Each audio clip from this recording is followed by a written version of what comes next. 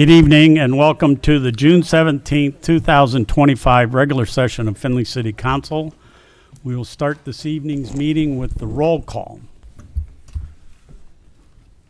Mr. Ballman? Here. Mr. DeArmond? Here. Ms. Frischie? Here. Mr. Greeno? Here. Mr. Hellman? Here. Mr. Niemeyer? Here. Mr. Palmer? Here. Mr. Russell? Here. Ms. Warnicki? Here. And Mr. Wobser? Present. Will everybody please stand for the Pledge of Allegiance, followed by a moment of silence. I pledge allegiance to the flag of the United States of America and to the republic for which it stands, one nation, under God, indivisible, with liberty and justice for all.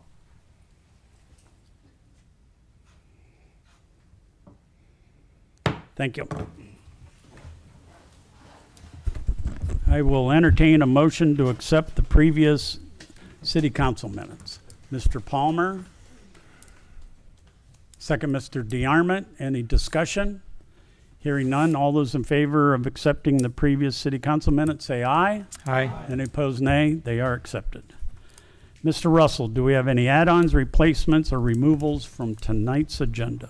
One add-on and two replacements. Add-on letter for written communications, a letter from Michael Kuhnfair, Senior Project Manager, and Timothy D. Murphy, Vice President of Civil Engineering Consultants, concerning flood risk mitigation, environmental remediation efforts. And that would be added to written communications. And two replacement ordinances, Ordinance 2025-065 as amended. That's the Barfell Hobart Avenue annexation.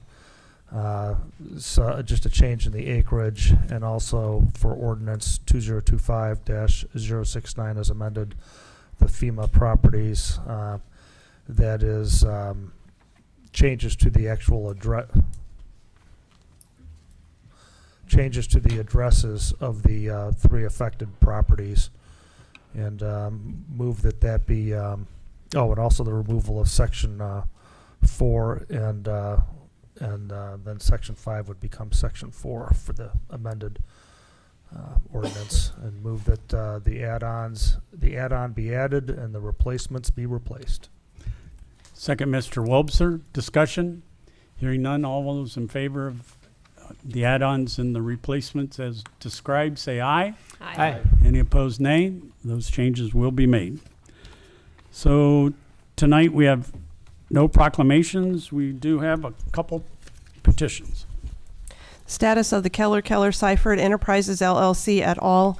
Annexation. The documents were in the clerk's office for the required 60 days and are now ready to go to City Planning Commission and the Planning and Zoning Committee for their July 10th meeting. Questions or comments? Petition to be moved on. Status of the Northtown Condominium Villas annexation for 7.883 acres in Liberty Township. Also 60 days of the clerk's hold is up, and they are now going to the City Planning Commission and Planning and Zoning July 10th meeting. Questions or comments? This also will be moved on. Oral communications, we have 4 requests to speak tonight. They're all on this evening's agenda, and I will call them up in the order they were received when that business comes before council.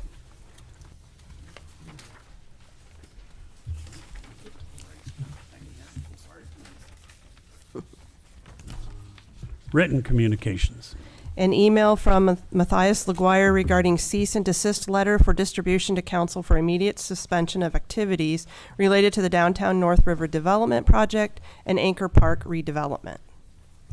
Mr. Wobser. I'd like to make a motion that letter be read in to the council minutes. Second, Mr. DeArmond. Questions or comments? Hearing none, all those in favor of it being read in its entirety into the record, say aye. Aye. Any opposed, nay? Okay. To whom it may concern, the letter This letter constitutes formal notice from Findlay citizens for a safe city demanding that the city of Findlay immediately cease and desist from all ongoing or proposed actions related to the downtown North River Development Project, including but not limited to the Anchor Park redevelopment, design or planning activities, contracting with outside firms, environmental remediation efforts, funding allocations, and property transfers.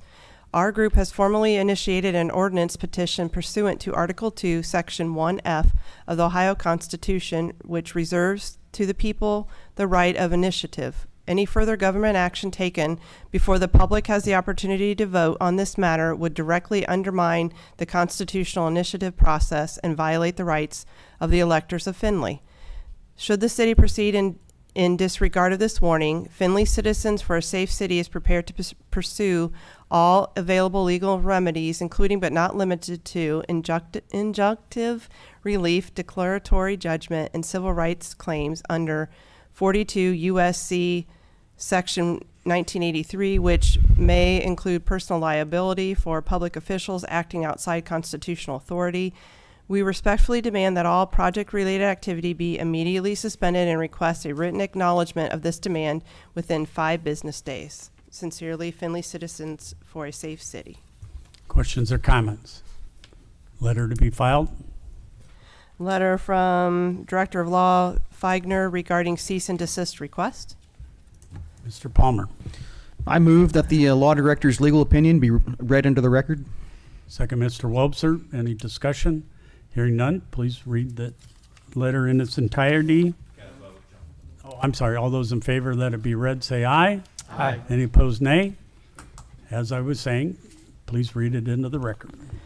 This legal opinion is in response to a cease and desist notice provided to the city of Findlay on June 9th, 2025. The basic desire of the notice is to stop the City of Findlay Council and/or administration from taking further action on the downtown North River Development Project and the Anchor Park project. This notice is attached so you can review its full content. Those requesting same are basing the request on the idea that an initiative petition has been filed with the auditor's office and, if successful, would have a direct effect on the continuation of any work or planning on both projects and would bring said work to a stop. In simple terms, an initiative petition is a way for citizens to propose a state or local law and have same approved by the voters. The issue: does the filing of an initiative petition automatically stop existing work, action, or planning of a project already underway? If you do not want to read any further, the answer is no. The initiative petition process is a method to get a proposed ordinance to the voters. It does not act as an injunction to stop current activity on a project. While there is little case law on this topic, it is clear through reviewed cases that have some relation to this topic that any proposed ordinance being sought through the initiative process has no effect until same is successfully passed by the voters. To provide an example, if a proposed ordinance by the initiative process is clearly unconstitutional or unlawful, those wanting to challenge the ordinance would have to wait for successful passage of the ordinance by the voters, because until that point of passage, the ordinance has no lawful effect. In turn, a proposed ordinance through the initiative process while pending initiative procedures are taking place is nothing more than a proposal and has no effect on anything, including the desire of a municipality to march forward with their plans and work. It is also prudent for me to point out that the current work taking place at areas of concern for the initiative petitioners is being done under the control and ownership of the Hancock County Commissioners and the Maumee Watershed Conservancy District. Questions? Ms. Frischie? Mr. Feitner, Rob, reading this, just clarify for me a couple things. One, I appreciate that you did this, and it makes sense overall. But my question is, are you saying that we're leaving this open, that we could object to this petition? Are we considering objecting to this petition if the signatures were to come? Or are we going to let it go forward? No, you don't have any control over the petition process. If they get the valid signatures approved by the Board of Elections, then it will make itself onto the ballot and the voters will decide. But you feel that it's illegal. You feel that, I don't have it, but with the points that they listed are valid and allowable? Their proposed ordinance, Yeah, their initiative. Do you feel that it's allowable, or do you think it's something that we're going to object to, that it can, any of those bullet points? well, I don't know that council's going to have the ability to object to anything. They're going to just be subject to the process that takes place. As far as whether I think the ordinance is valid or has any issues with it, I'm not going to comment on that, because I learned an hour and a half ago there is now a pending litigation that was filed in our Hancock County Common Pleas Court.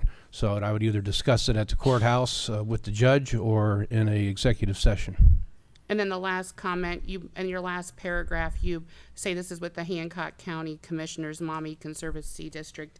I understood their petition to be talking about moving forward with the downtown park design, implementation, bridge, splash pad, all of those things. But you're interpreting it as including the benching. Well, at the time of writing this, I was viewing it in my mind as the only work I was aware of that was going on was by Hancock County or the Watershed Conservancy. The city of Findlay hasn't done any groundbreaking or work or anything like that, Well, or we've spent signed. money. Yeah, we haven't signed any contracts that I'm aware of or anything like that yet. Okay, thanks. Mr. Stashak? I just wanted to comment in light of Mr. Feiner's comments regarding the filing of a lawsuit. When it comes to any monies related directly to the lawsuit and the petition and whatnot, I'll be working very closely with him. The law requires, as passed, I think it was last year or the year before, most recently, with regard to the fiduciary duty of fiscal officer, city auditor specifically, that all due diligence is done when paying bills and doing what I need to do my job on a regular basis and making payments with regard to contracts or anything related to this. So from this point forward, and I think Rob and I will be working a lot more closely on bills that are coming in that have to do with flood mitigation or anything else mentioned in the, again, in the lawsuit that was filed in the Common Pleas Court. Ms. Frishy? What is the lawsuit that we learned about an hour ago? Because you're saying it's flood mitigation. How is that bringing the city into it? It appears to be seeking to have the court order that the city cannot continue to make any plans or design or do anything moving forward while the initiative process is taking place. So that's not flood mitigation. Okay. Other questions or comments? Letter be filed.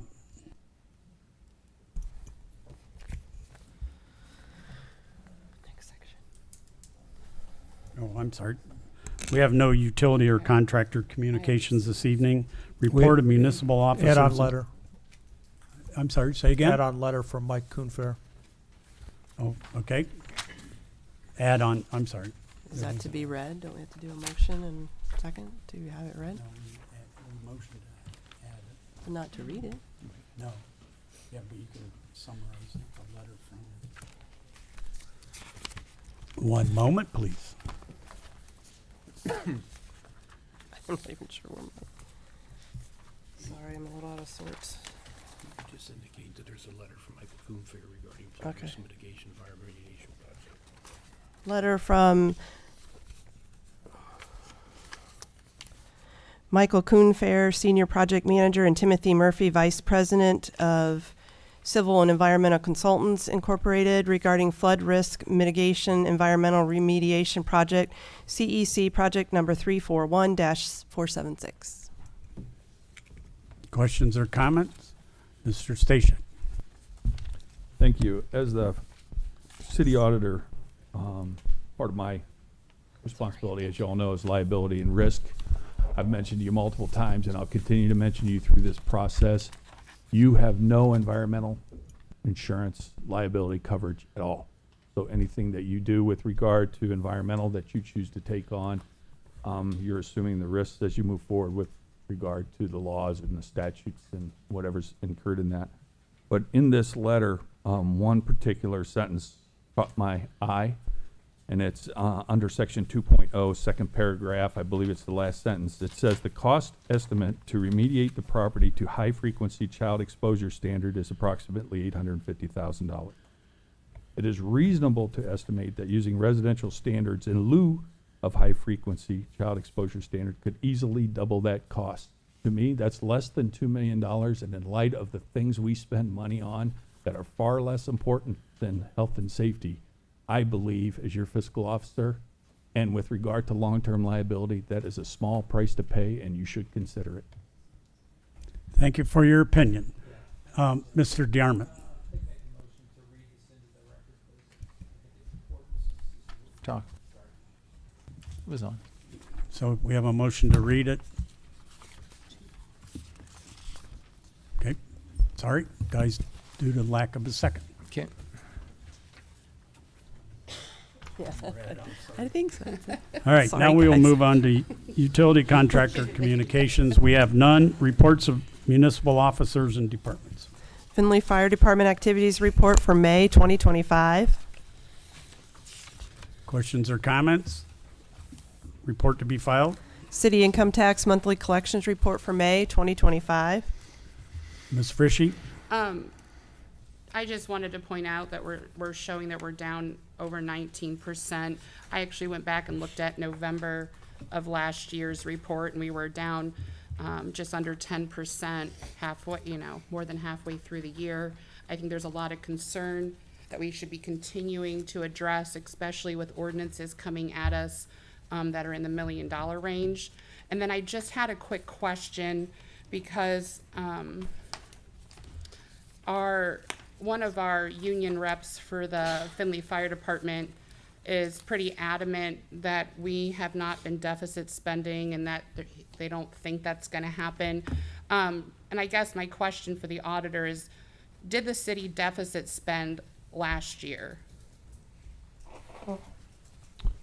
Thank you for the question, and by any metric that I have been trained on, and that is a best practice approach to budgeting, the city deficit spent in 2024, yes. Thank you. Mayor? Yes, so we are keeping a close eye on the income tax revenue as stated at the last meeting. We knew that the last couple of years we had seen pretty strong revenues, especially on the business side. We are expecting that to kind of continue to come down. This is year-to-year comparison, which is a good point. However, when you look at how we are trending based off the projection, we're slightly behind. However, we continue to expect that over the next couple of months, we have certain months that are stronger revenues. Again, it's not a linear revenue collection. We see strong months April, May. We see then October with delayed business filings, different things like that. We are continuing to watch it closely. The income tax administrator did decrease her projection by about $400,000, and then she did also share that she expects then the refund to also be decreased, her expense line item, later this year as she gets through that process. So we're continuing to watch it, also continuing to work with our departments to look at their expenses. I would note our interest earnings revenue is already met what the 2025 budget was. Of about $899,000 was the target, and through May we've hit that. So again, it's not making up for it, but I'm just pointing out that we are seeing some variances in other areas, and we'll continue to watch our expenses as we expect at all times. On the deficit spend, I would also just point out, as I called out over a couple of different meetings, our department operations would have returned money, but we had a couple of large expenditures that hit the books last year that were unbudgeted appropriations. That included the flood mitigation funds, the downtown recreation area, the fire truck at 1.6, as well as then the refund. So each of those things did count, and therefore we did dip into our general fund budget. However, they were not operational items. Those are the types of items that then come before you. Some of them, and that's why we try to keep that balance so that we have flexibility when those opportunities arise. Ms. Frishy? 2 questions on the income tax. Was that an update? I know at our last council meeting you mentioned that we were going to be getting some more numbers in to see if improved. Is that $400,000 deappropriate? So the We were- the go ahead. 400,000 of out of her expense budget has not occurred. She's waiting a little bit longer. Okay. But the revenue projections that she does and sends out to the income tax board, and I share with our department head, she did adjust her year-end projection down by 400,000. But if she then also changes her expense down by 400,000, those would pretty much even out. But again, we're watching the departments and going to continue to manage those expenses. So are you, I know at our last meeting or strategic plan, I don't even remember what meeting, you presented that you wanted to change capital from an 80-20 to 90-10. Are you still pushing for that? And are you planning on doing another de-appropriation or giving an update to council in this quarter? I'm not sure if we'll have something, I don't think we'll have something this quarter. It'll just depend, again, as our departments have different expenses hit at different times, but we are continuing to watch that. For example, one of my line items related to travel, I had funds in there for a Japan trip. We're gonna do a Japan trip. However, I'll have more clarity on what those expenses look like and may be able to get funds back. So things kind of evolve over time, and we'll continue to look for opportunities to do that.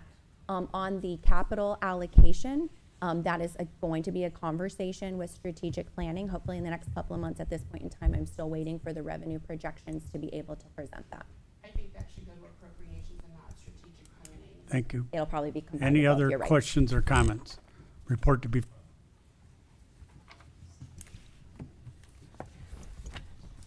Summary financial reports, year-to-date information as of May 31st, 2025. Questions or comments? Mr. Stashek.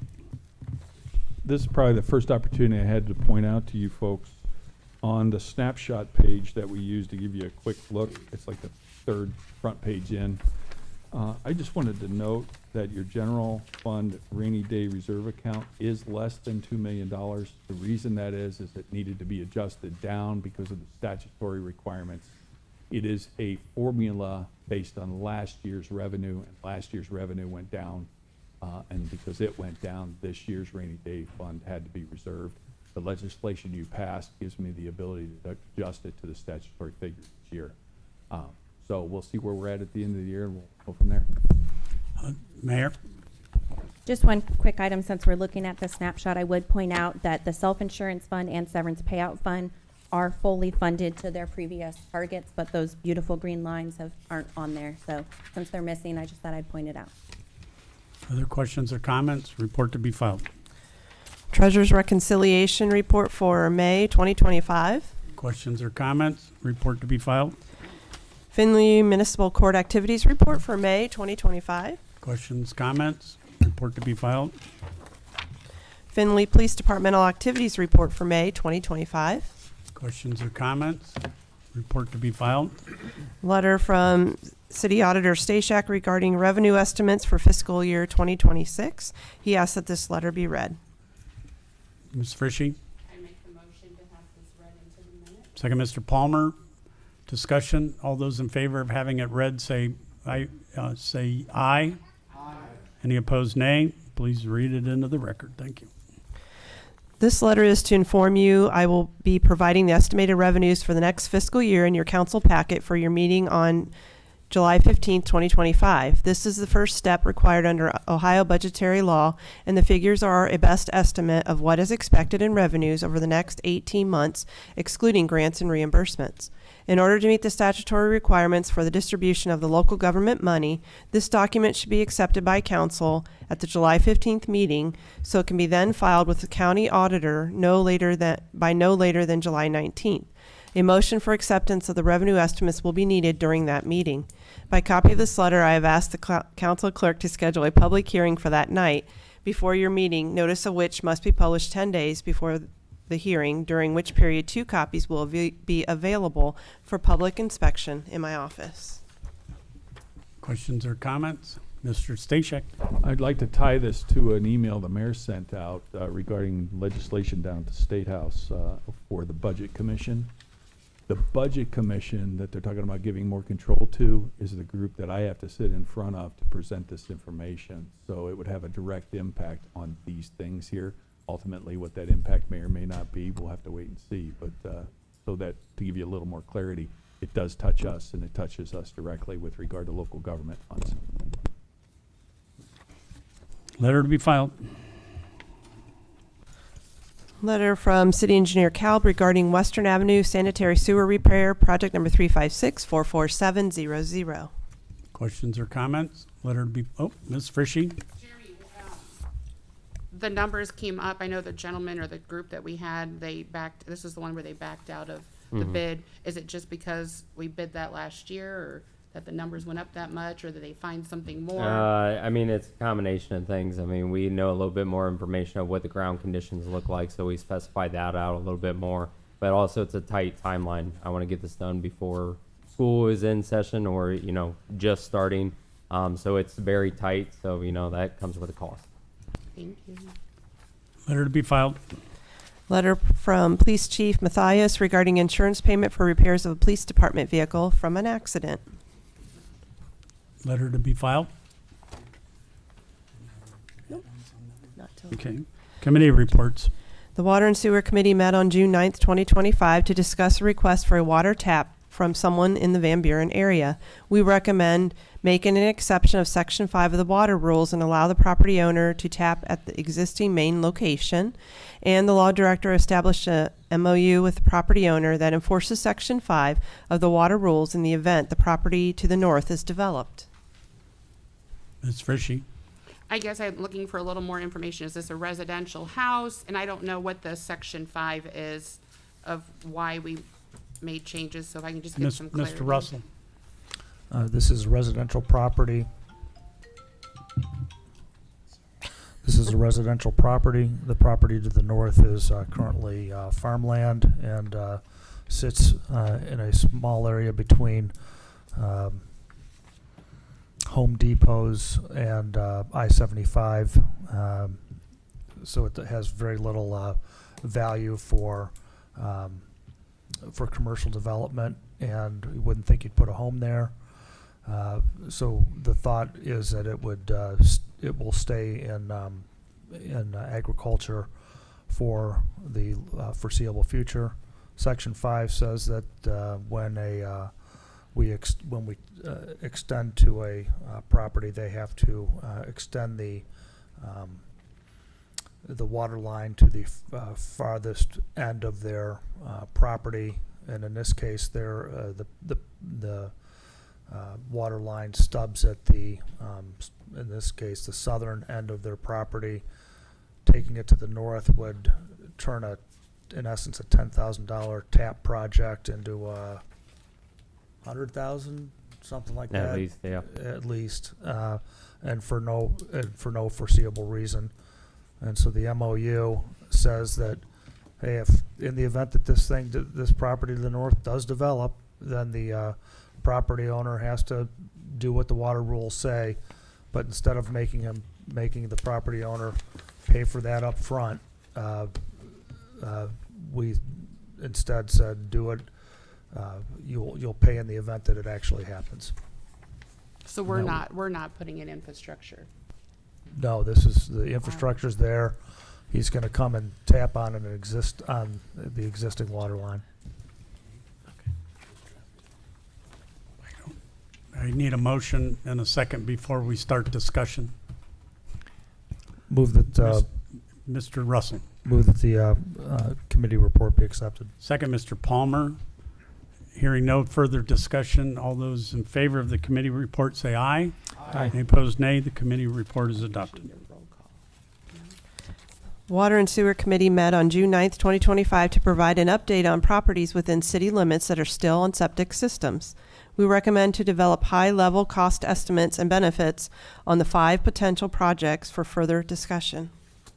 Mr. Russell. Move for acceptance to the committee report. Second, Mr. DeArmond. Discussion. Ms. Frishy. Are these 5 parcels, are these out in West Park, or are these new ones we found someplace else in the city? They're Go ahead. Somebody. they're not parcels. So yeah, so we identified areas where there could be large scale projects that would be able to pick up majority or like multiple houses at one time when we're not running to one. It's finding areas where there are home septic systems that were within there and working with the health department along that, but it's coming up with cost estimates on if we did have to run there or if the property owners had to run there, what's the cost going to look like. So that's what the high level costs are. West Park, though. No. Where? There's various areas across the city. I mean, we got some on the southeast of town, some on the north side of town, some in the middle of town. So there's multiple areas within there that we'll be coming up with cost on. But right now within that, I mean, the one, I'm not sure which one you're talking about, but the West Park that we had already, I mean, you were the one that brought it I up. thought we had them all. So we addressed the one that was on Newell Street, and then we're working on the design, the one that we've talked about in Sewer Water Committee already on Tappan Street. So those are not included as part of this. This is other areas where we see multiple houses that we could pick up. Okay, so this is just an incomplete report for me. I would like to know those. Other questions or comments? All those in favor of the committee report say aye. Aye. Any opposed, nay? Nay. The committee report is adopted. Planning and Zoning Committee, to whom was referred a request from Jason Montgomery on behalf of the American Legion to vacate the north-south alley between lots 450 to 451 in the addition from West Front Street North to the east-west alley. We recommend to approve the request for the alley vacation as presented. Mr. Baumann, Move to accept. second Mr. DeArmond, discussion. Ms. Frishy. So I watched Planning Commission meeting with regards to this, and I know it was encouraged that they needed to get an agreement between the two property owners, although they get along very well. There was some question about access and different height on concrete or something, and making sure there was an easement kept. I'm not sure why we're approving it without having that yet, or did we get more information that wasn't included? Are they going to get that agreement, Mayor? Who's that directed at? I can comment on Oh, that. Mayor? That is a civil situation outside of the purview of this directly. Regardless of this vacation occurring or not occurring, they would still have to drive across that other property owner's property. Well, and that's why, typically our rule is if we're vacating an alley or a street or something, all abutting property owners have to be in agreement. And I know that the other property owner had concern, and that's why I guess I'm just surprised. That's not the abutting property owner I of thought they the were on both alleyway. sides. No, so it's the American Legion, the Mind Body Associates, and then the property that has the agreement on the parking access is on the other side of the Legion. So it's not abutting the alleyway, and regardless, so they don't access their property off of the alleyway no matter what happens with the vacation. They still have to go across the other So why property. was an agreement encouraged? Because right now they have no access to their property except for the neighboring property's property, not the alleyway. The alleyway has nothing to do with it. Mr. Feigner. I attended that meeting. I think that comment to them was just a courtesy comment that going down the road in the future that their gentleman's agreement is just that, and that they should encourage themselves to consult with their own attorneys to come up with a driveway easement or parking lot access agreement or something of that nature. It was just the observation of that board. All those in favor of the committee report say aye. Aye. Any opposed, nay? I didn't hear you, Ms. Frishy. You say aye or nay? I'll say nay. Okay. The committee report is adopted. He was watching all this. That's good. Okay, legislation for committees, yeah. Legislation, we have no resolutions. We will move on to ordinances.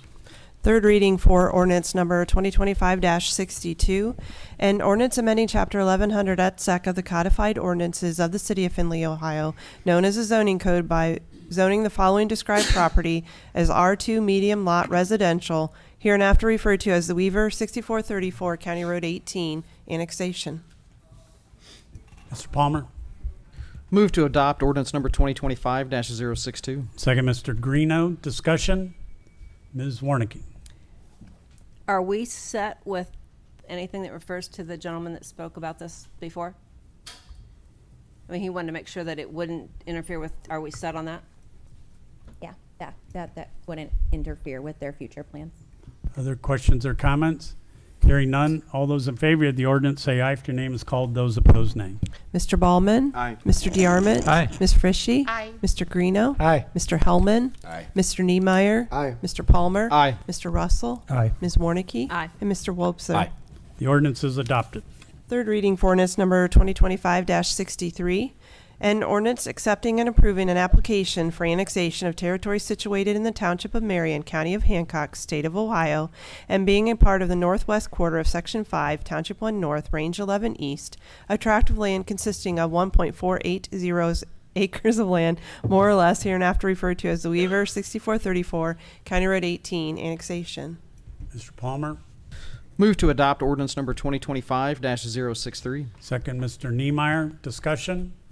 Hearing none, all those in favor of the ordinance say aye if the name is called. Put those opposed, nay. Mr. DeArmond? Aye. Ms. Frishy? Aye. Mr. Greeno? Aye. Mr. Hellman? Aye. Mr. Niemeyer? Aye. Mr. Palmer? Aye. Mr. Russell? Aye. Ms. Warnicki? Aye. Mr. Wobser? Aye. And Mr. Ballman? Aye. The ordinance is adopted.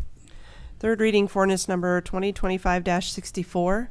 An ordinance amending Chapter 1100 et sec of the codified ordinances of the City of Findlay, Ohio, known as the zoning code by tax parcel numbers 330000080052, parcel A, 330001008163, 330001018295, 330001002425, and 330001009345, parcel B, totaling 18.160 acres as PO parks and open space, and R2 medium lot residential, hereinafter referred to as the Barfell Hobart Avenue annexation, parcels A and B.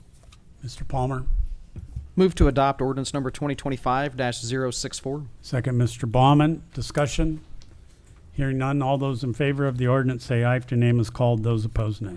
Ms. Frishy? Aye. Mr. Greeno? Aye. Mr. Hellman? Aye. Mr. Niemeyer? Aye. Mr. Palmer? Aye. Mr. Russell? Aye. Ms. Warnicki? Aye. Mr. Wobser? Aye. Mr. Ballman? Aye. And Mr. DeArmond. Aye. The ordinance is adopted. Third reading for ordinance number 2025-65 as amended. An ordinance accepting and approving an application for annexation of territory situated in the Township of Marion, County of Hancock, State of Ohio, and being a part of the southeast quarter of Section 30, Township 1 North, Range 11 East, a tract of land consisting of 18.160 acres of land, more or less, hereinafter referred to as the Barfell Hobart Avenue annexation, parcels A and B. Mr. Palmer, Move to adopt ordinance number 2025-065. second Mr. Greeno. Discussion? Hearing none, all those in favor of the ordinance say aye if your name is called. Those opposed, nay. Mr. Greeno? Aye. Mr. Hellman? Aye. Mr. Niemeyer? Aye. Mr. Palmer? Aye. Mr. Russell? Aye. Ms. Warnicki? Aye. Mr. Wobser? Aye. Mr. Ballman? Aye. Mr. DeArmond? Aye. And Ms. Frishy. Aye. Ordinance is adopted. Second reading for ordinance number 2025-68. An ordinance authorizing the mayor of the City of Findlay, Ohio, to accept permanent ownership of two properties totaling 2 parcels from the Hancock County Board of County Commissioners as acquired under FEMA DR 4424OH and FMA fiscal year 2018 to the City of Findlay, Ohio, and declaring an emergency. Okay, next. Second reading for ordinance number 2025-69 as amended. An ordinance authorizing the mayor to accept permanent ownership of 4 properties from the Hancock County Board of County Commissioners as part of continued flood mitigation efforts. Mr. Stashek. Mr. President, I have some information relevant to this ordinance that I can present now or under old business, whichever would be your pleasure. I'd say old business, or you can put it in email to council for our next meeting with the third reading. I'll leave it up to you. I'll do it under old business. Thank you. Okay, next. Sorry, I'm making a note. Second reading for ordinance number 2025-71, an ordinance authorizing the mayor, service safety director, and/or city engineer of the City of Findlay, Ohio, to advertise for bids where required and enter into contracts for construction of various projects in accordance with the 2025 Department Equipment List, appropriating and transferring funds for said capital expenditures, and declaring an emergency. Second reading for ordinance number 2025-74, an ordinance authorizing the mayor of the City of Findlay, Ohio, to enroll the City of Findlay in the Bureau of Workers' Compensation Group retrospective rating plan and declaring an emergency. First reading for ordinance number 2025-75, an ordinance appropriating funds and declaring an emergency. Mr. Russell. Jeremy, considering the nature of this project, that it was in the capital budget, and Helms and Sons is scheduling and all, is there need to expedite this tonight? Can it wait until the next meeting? What do you think? I mean, I'm kind of indifferent with it. I mean, I'd like to get them a contract sooner or later so we get pipe order and then get it on their schedule so that way we can ensure it's done for school. I mean, it is 2 weeks, but sometimes with the weather and stuff, 2 weeks can turn into 4 to 6 weeks pretty quick. Mr. Russell? Move the council statutory rules be suspended and ordinance 2025-075 be given its second and third reading. Second, Mr. Niemeyer. All those in favor of suspension of the rules say aye if your name is called. Those opposed, nay. Mr. Hellman? Aye. Mr. Niemeyer?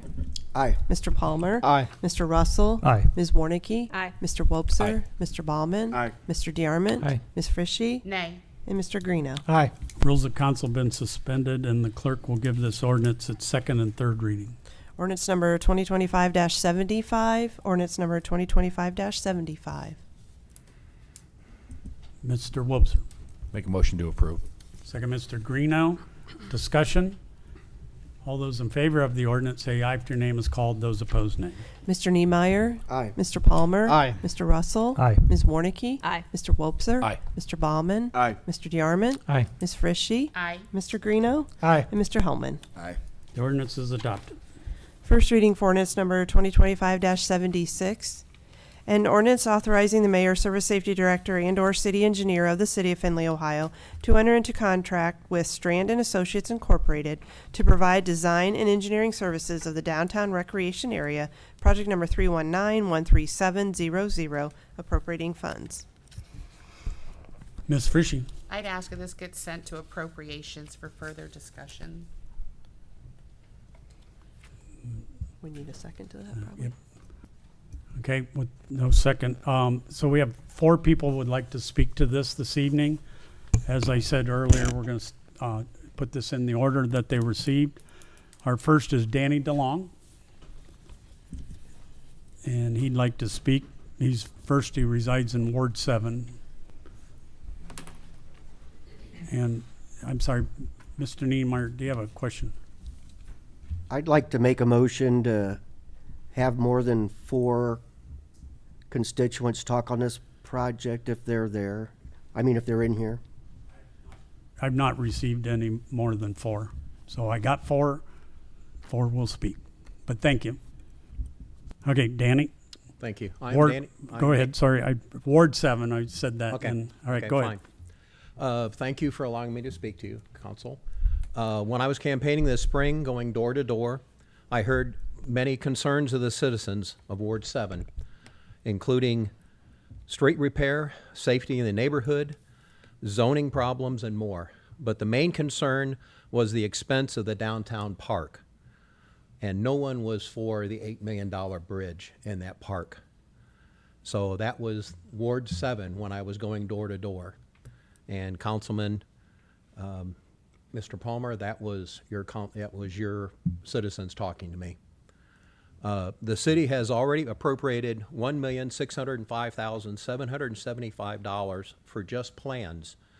You have spent $1,440,805, and you've got $61,600 encumbered as of today. And now 2 additional ordinance totaling $4,032,000. So far, you would be wanting to spend $5,637,775 for just these plans. Just to take a while back and listen to what we've got for a budget for all the city parks. I know this is not out of the park budget, but for the city parks, the entire budget for the year is $6.6 million. Just take that in consideration. You're going to spend $5.6 million on just plans. I have not been able to find out that any grants have been asked for. The current grand bill, again, that Toledo used for their parks up there expires as of June 28th, and I have not heard of any community fundraising at present for this. Talking with the U.S. Department of Transportation, they received 1,100 to 1,200 grants per year. And of those grants, only 1/8 of them are actually funded. So depending on how much those projects are asking for, that's only 125 to 150 that they would even fund. So there is no guarantee, even if we do apply for these grants in the future, that they will ever be granted. To me, it sounds like we're putting the cart in front of the horse. Other concerns to pass these ordinance, the toxic environment, the cost cutting, and it's already been talked about that, not wanting to go ahead and fully do the experiment on the land, the long-term cost of the maintenance, that's not been figured into that. And thirdly, the citizens initiative that could be possibly on the ballot in November. So if you pass these ordinance and you spend another $4 million, you should at least wait to see if this initiative is going to be passed or it's going to be even on the ballot before you'd spend another $4 million. By even asking for additional funding, the mayor is saying I do not have to listen to the citizens to let them to decide if they want this park. Further plans for the park should be delayed at least until you know if it's going to be on the ballot, if that initiative is even going to be passed. As of June 17th, which is today, your plan for revenue is $129.24 million. The budget is $146.59 million. So right now you've got a $17 million deficit plan for the budget. And we've already seen tonight. Mr. DeLong, that's 4 minutes. Okay, I have to ask Mr. Niemeyer. Like to make a motion to leave him finish. Second, Mr. Palmer. All those in favor say aye. Aye. Any opposed, nay? All right, go ahead. Okay, thank you. Following the rules. Thank you. Sorry, I wasn't looking at you. And we've already heard tonight that we're $4 million short on the tax. So that's the $4 million extra you want to spend too. So I'm just asking, and for sure tonight, I'm asking council absolutely do not plan on suspending the rules and trying to pass these on the first reading. I hope you'll take things in consideration for that. Questions or comments for Mr. DeLong? Thank you. Okay, thank you. Our second is Patty Klein. And Patty Klein lives in Ward 3.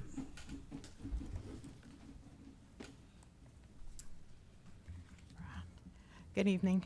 Thank you for the opportunity to speak to you. I've spoken on the subject a couple of times already, but tonight I just have a quick statement to city council members that resent the people of their ward, including my representative, Beth Warnicki. It's your job to listen to all residents, not just your friends and associate businesses. While I was speaking with people while running for office, I heard over and over that a $37 million park is not wanted. People want the area to look nice, but not at the cost proposed and being designed at this time. Even $5 million for a design raises eyebrows. I'm here to ask that you refer Ordinance 2025-76 and 2025-77 to appropriations for further discussion. While there, I hope those ordinances will die and a reasonable plan for the benching area is agreed upon. The community is absolutely concerned about the cost, environmental risks, and they want input through a vote. I ask you as citizen representatives, not extensions of the administration, to take this to appropriations and hash it out. Try to find a solution that includes all of the residents. Take extra precaution that it's safe. Remember, the mayor of Flint, Michigan said the water was safe to drink. Most agree that something must be done with the benching area of the river. My own opinion as a resident is that I don't want my taxes spent this way.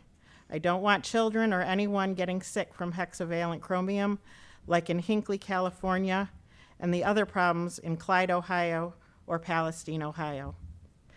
Do we really want to attract that kind of attention here? I want the people to vote on how this project should proceed, since their representatives don't engage with the everyday people. Thank you. Questions or comments for Patty? Thank you. Our third is Haiti Sadler, and she resides in Ward 6.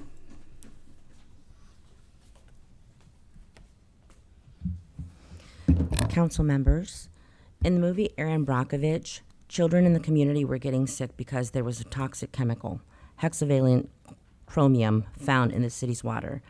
Hexavalent chromium has been found once again, except not in the water, but in the soil in the proposed downtown area, a forever chemical that you can be exposed to through breathing, ingesting with food and water, or direct skin contact. The mayor and city council want to build a property, an overpriced park on this toxic property. That's a problem. Is there one councilman here that would stand up to say if one person gets sick, they would be personally liable? What happens if you lose qualified immunity at the ballot in November? Are your spouses aware that you will be exposed should someone actually get sick? Perhaps we should grow a garden in that area for now and prepare a farm-to-table meal for the mayor and council members to see if they'd feel safe eating it. And I have a few questions. Were the workers removing the old building in that area properly protected? Or were they exposed to hexavalent chromium? Where did they take the toxic soil removed from that area that contains hexavalent chromium? And I do have a letter to read. Dear council members, we respectfully object to the legal opinion issued by Law Director Feiner regarding our cease and desist request. While he is correct that the initiative petition has not yet been passed, it ignores the well-established principle that government actors cannot take action to frustrate or moot a pending initiative. Our position is supported by the First Amendment and the Ohio Constitution.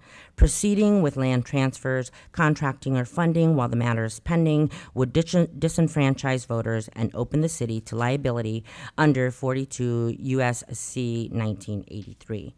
Case law supports this view in Taxpayers United for Assessment Cuts versus Austin, 994 F2D 291. The state versus Priest. Courts confirm that interfering with the initiative process implicates fundamental constitutional protections. We urge you to respect the constitutional rights of Findlay citizens by pausing further action until the November election. Thank you. Questions or comments? Thank Ms. Sadler. Thank you. Thank you. Okay. That's that one. And our last one is Katie Erickson, and she also lives in Ward 6. Good evening. Thank you for allowing me to speak tonight. I have actually come to speak on this issue of the park before, and it was back in November of 2023. That's how long this has been going on. And for a while, I didn't hear much, but now that it's back, I decided I needed to come share some things again. I'm not against parks by any stretch of the imagination. I love our parks in this town, and I love the idea of building a new park, but do we really need another one at this expense? I'd shared these numbers in November of 23. I presented some numbers to you, and I've updated them since then. But there are 23 parks listed in Hancock County, 6 main parks, and an additional 8 parks, it's 14, in the city of Findlay. And there are 13 community parks throughout the county. That is a total of 50 named parks within Hancock County. I have a list in case you want that. And that does not count schools that have playgrounds or churches or that sort of thing. So the National Recreation and Parks Association states that an appropriate ratio is 1 park for every 2,287 residents. According to the Census Bureau, Hancock County has a little over 75,000 residents as of July 2024. Doing the math, that means, according to their appropriate ratio, Hancock County should have 32.8 parks. We have 50. According to the Census Bureau, also, the city of Findlay has a little over 40,000 residents as of July 2024. Again, doing the math, that means the city should have 17.6 parks. Now, while there are 14 official city parks, many of the county ones are also in Findlay, thus putting us well over the appropriate amount. And we have all of these current parks, and they don't necessarily need competition with another park, but they need some care. There are parks that have cracked walking paths. They could use some general upkeep and maintenance. So why are we spending so many millions of dollars on a new park rather than fixing what we already have? The parks that people want to be enjoying in our community, myself included. So it isn't just about parks, it's about priorities. Listening to the citizens, the fact that this has been an issue for this long, well over a year and a half now. So I am asking that at the very least, the taxpayers deserve a voice in this. I would ask that you let the people vote on this rather than spending more taxpayer money that has not been approved for this. And we have plenty of parks. So new parks should not come at the expense of common sense. So let's make sure every taxpayer has a say in spending these large sums of money. Thank you very much. Questions or comments? Thank you. That concludes our oral communication, and that ordinance was given its first reading this evening. Can I ask a question now? Now that we got through public? Yeah, I guess. Go ahead. So I guess, I'm going to go back to my statement that I asked for this to go to appropriations, and I was disappointed there was not a second. But my concern on this ordinance specifically, we've never voted on anything, Mayor. Has council ever voted and said, here's what we want? Yes, we want to spend this much on a skate park. Yes, we want a splash pad. There's never been a vote. I sit on Park and Rec Board, and you present where you're at with working with Strand, but there's never really a lot of feedback other than, a couple people nod their head, but there's not a lot of discussion. But that group is not the group that decides on spending the money. So moving forward with this 2.5, when we haven't even voted, we've been spoken at, but we've not engaged, I guess is how I look at it. Meaning, for the second ordinance coming up for the bridge, you projected, or you shared 3 types of bridges, 8 million to 13 million. The $8 million bridge was the most unique, and that was the one that your feedback was, out of these 3 choices, this is what we like. But we've never said, hey, $40 million park, what would we get for a $1 million bridge? Or what would that look like? And we haven't had those discussions. Yes, we've had public input, and yes, I believe that the majority of the community wants to improve that area. I want to improve that area. But you're eliminating council, and with council not taking it to appropriations to vet this when we're looking at our overall budget, on top of that, it's concerning to me because council representatives have not weighed in with a vote anywhere. Okay, Mayor? Excuse me. So first of all, I believe the reason that it hasn't been sent to appropriations is because we believe that it is best served by having all of council involved in the conversation. And if there are specific things you would like presented, I'm happy to present that at council. 2, related to the input, the main reason that we continue to move forward with the design, and it goes to some of the concerns that were brought up here, is so if somebody comes to you, or we say, hey, there's a donor that is interested in a specific aspect, they need to have a design and the general cost to say, I want to support that. At this point in time, we don't have, we wouldn't want to just stop saying, hey, we don't want this component, we don't want this component, if somebody down the road is going to want to see that and is willing to fund it. So I believe that that has been my approach, is that we don't want to take anything off the table if there is opportunities to have somebody else support it. Additionally, I did very specifically separate out the bridge because I know that that is a significant portion and that warrants conversation on if we want to see a bridge there. I would remind you that the bridges are very expensive in general, but two, this one is going to be very significant, and we've had conversation and we discussed it at Parks and Recreation, that because it has to have a very wide span so that there's not an abutment in the river, as well as it has to be able to, the landing spot of the bridge has to meet the FEMA compliance for, again, not creating a restrictive flow and hitting at certain areas so that they're not on any of the properties that there are additional FEMA restrictions on. That is why we have had to go with this design. So it is very expensive. I would tell you that based off of our conversations, we're not getting anything under, $6.5 million. And then when it goes back to our prior conversation, when we first started and said, what is something that is important to us? We said, if we're making the investment in this and we're going to make an investment in such a significant bridge, we want it to be iconic.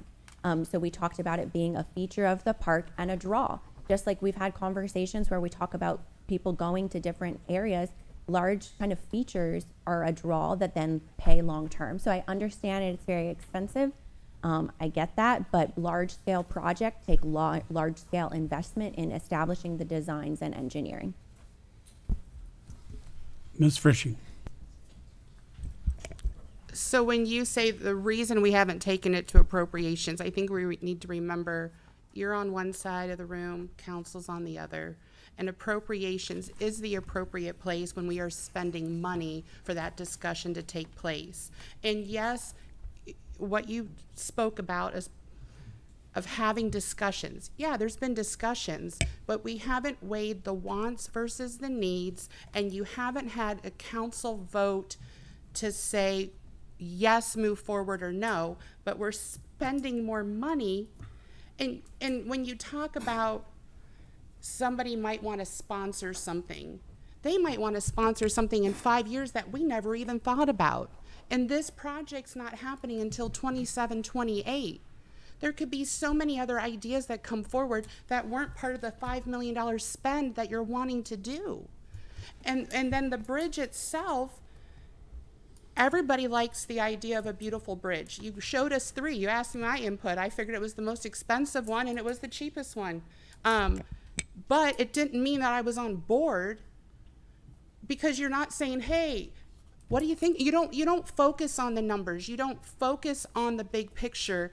And you want to spend $40 million, but you don't want to make sure that we're making that area safe into the future when we're talking about hex chrome or any other chemical there. And we can nitpick that we're talking about the park, but there's a catalytic plan that has 200 or 300 apartments circulating it.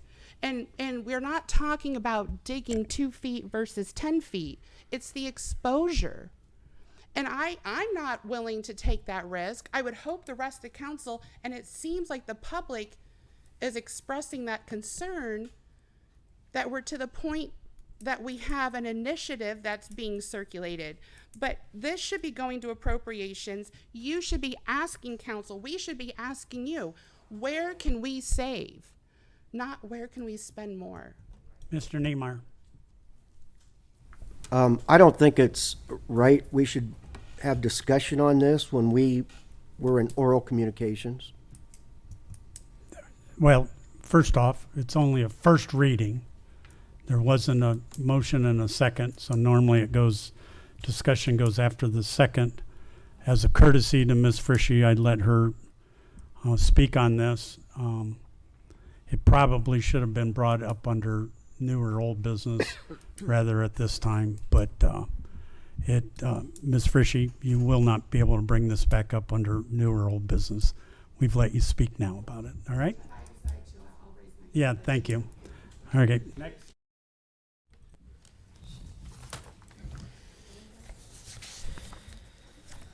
First reading for ordinance number 2025-77, an ordinance authorizing the mayor, service safety director, and/or city engineer of the city of Findlay, Ohio, to enter into a contract with Rosales Partners to provide design and engineering services to the downtown recreation pedestrian bridge, project number 319-13700, appropriating funds. Okay, next. First reading of ordinance number 2025-78, an ordinance appropriating funds and declaring an emergency. No, but Mr. Russell, This is a standard that insurance payments get 3 readings. Move that council statutory rules be suspended. And ordinance 2025-078 be given its second and third readings. second, Ms. Warnicki.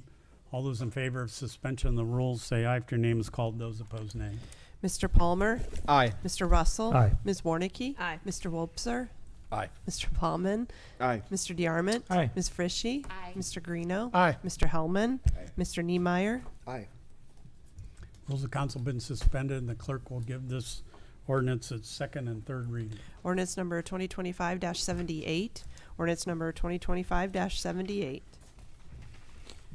Mr. Wobser, Make a motion to approve. second, Mr. Greeno. Discussion. All those in favor of the ordinance, say aye. If your name is called, those opposed, nay. Mr. Russell, Aye. Ms. Warnicki, Aye. Mr. Wobser, Mr. Ballman, Aye. Mr. DeArmond, Aye. Ms. Frishy, Aye. Mr. Greeno, Aye. Mr. Hellman, Mr. Niemeyer, Aye. and Mr. Palmer. Aye. The ordinance is adopted. Okay, old business. Ms. Frishy. So I'm gonna have 2, ordinance 77, I guess I have a question of how we are entering a contract with Rosedale Partners. Did we go out to bid and I missed it, or clarification? Mayor. This is for the design services and professional services or areas of expertise do not have to be bid out. He was the designer that we were working with previously as a subcontractor under Strand.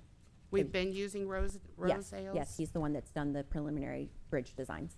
And then I guess I'm gonna go back on the second one, on the ordinance 76, if you'd like to answer any of the questions that I asked, since I wasn't allowed to answer them or ask them under that ordinance to complete that discussion. I'd be happy to briefly respond to a number of your points, though I believe over the last 3 years we've discussed them at length. I would just state that you can't, that when we look at the individual components of the design, we do not yet have cost estimates, or we have general potential numbers. And so as we work through the refining of the individual cost items, then we will be able to determine which items, if any, we want to remove. I would also state that the initial concept process, where we met 2 or 3 times with Parks and Recreation and all city council members were invited, is when we worked through the process of which items were the needs versus wants, which items we didn't want, what those items were. Now again, we have to work through the design process to get better cost estimates, then to determine if there are specific items we want to remove, if there's specific items that can be value engineered. It's too broad. And then I would also state that council has been involved. We've voted every time to approve any action moving forward, whether it was engaging them to help with the concepts, moving forward on the 30% designs, and again, for 100% designs. So we moved forward, some council members moved forward on that original 30% to allow you to go out and get numbers. That's what council's done so far. Again, I'll remind you, things that happen in Park and Rec Committee is not council as a whole. And I know you talked about not wanting it to go to appropriations because you felt all of council should be involved. So those are where those discussions need to happen. Other old business. Mr. Stashek. Thank you. I mentioned earlier my concerns regarding environmental. With regard to ordinance 2025-69, I asked at the last meeting if there'd any phase 2 work been done. I am disappointed to say that the administration has not communicated with me anything on that matter with regard to fiscal liability, responsibility, phase 2s or anything. So I dug in myself and did it. And I should not be the one telling you this, but you need to know because it goes directly to fiscal liability, environmental liability, and whatnot. The 2 lots on 2025-69, there are 2 on 230 East Front Street, 2 parcels there. I'm happy to report there was 1 test hole dug according to the report that you guys reviewed over a year ago. I'm disappointed to report that you're receiving an ordinance to allow you to take possession of that property or take ownership of that property when it's contaminated with lead. 1 test hole, 1 contaminated test hole. we don't even know if the right number of test holes were dug. So, I don't know with regard to Mr. Feiner and his rules of Robert's Rules of Order, but I would strongly, again, as your auditor and fiscal officer, and remind you that you have no liability insurance for environmental issues and no known potential cost identifier for this property, which is on the south side of the river, to not accept or pass this ordinance or do anything until you have a better understanding of what's there, how many holes should have been dug, and what else might be there that you don't know, and what it's going to cost to clean it up. It's irresponsible that this has happened, and it's not the way the taxpayer deserves to be represented. That's my opinion as your fiscal officer. Other old business. New business. Mr. Wobser. Just wanted to mention that over this past weekend, the Findlay YMCA and the Findlay swim team hosted the 42nd annual Flag City Invitational at Riverside Park. Park, once again, the pool is holding water. Thank you, Rob. And it's working relatively well. It continues to generate income for our city and give us a lot of great recreational opportunities there. We brought in over 450 families to the community for 3 days, and don't have the exact number, but I know it accounted for a lot of hotel nights because a lot of the teams, 16 teams that came into town, were from Pittsburgh, Cincinnati, Dayton, Columbus area, and they would have all been staying overnight here for those nights. So it was a successful event, and was did very well for our community. And we had a lot of great comments about our facility out there and how lucky we are to have it, which is interesting given the fact that it was built in 1982. And like the mayor did, we knock on wood every year that it holds water, and we continue to get it back open, but it continues to do a really good job for us. So we know we've going to have to do something with that property at some point in time here, and it's on the 5-year plan, maybe 5-ish plan, but we're going to have to do something with that. So we're going to have to make up our mind what we do. But anyway, very successful event. Thank you. Other new business. Mayor? Yeah, thank you. And I just want to give a shout out to our team that are out there working on the pumps, piecing that thing together and holding. They do a wonderful job, and we definitely send up our prayers every time we open that bad boy. I also just want to shout out the Sluggers was a great home opener. I know I saw many of you out there. They had over 600 attendees. Great event. They said that they've continuing to have a good attendance, and that they have won a couple of games as well. So hopefully they continue to do well, and hope folks get out there to enjoy that. On a more solemn note, I just wanted to draw your attention to the passing of Kim Schweitzer. Kim has been a joy to work with over the last 6 years that I have been in office, and has been such an instrumental part of the adult probation team and really the criminal justice system, and a wonderful advocate for helping people. And, you know, she will be dearly missed, and I know is leaving a big hole in that team, but also did a wonderful job in building a strong team over there. So I just wanted to note that as well. Ms. Frishy? We can't leave out Vet Fest. They look to have a great event over the weekend as well. So Findlay was hopping everywhere. But I did want to bring up or ask that the mayor maybe help us get a better plan with regards to cruise night. The last 2 times I've been through there, it's been kind of Hell's Angels, all to the wall, do whatever, out of control. Didn't know. I know there's been a lot of concern, people not feeling safe, but also people love the event at the same time. Wondering what we can do to make that safer in that area, since they do it monthly. Mayor? So that has been a tricky situation. First of all, they did announce that the organizers are planning to have canceled it moving forward.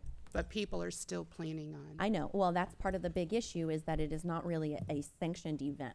So we don't really have the standard structure around it. We have been working, golly, for the last 3 years when they really started that to, we've had unmarked police, we have had marked police, we have had the mobile cameras, we have had our teams out trying to use kind of some of the volunteers to help wrangle it. I would tell you it has been a point of great frustration, and we've had a number of near misses.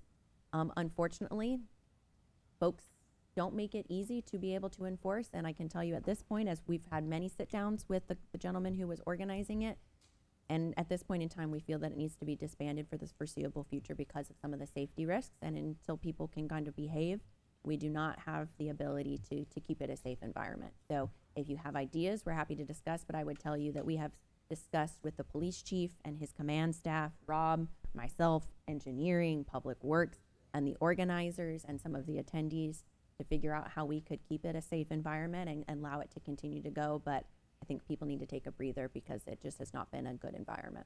So people continue to come up there and drive like that as a non-organized event? Are we gonna have some serious, We're going to enforcement? Because I think we will continue to try to enforce it, but obviously we also have, we don't necessarily have a person just stationed there all the time either. So the team is very aware of it. We'll continue to monitor it and do what we can to keep it a safe environment.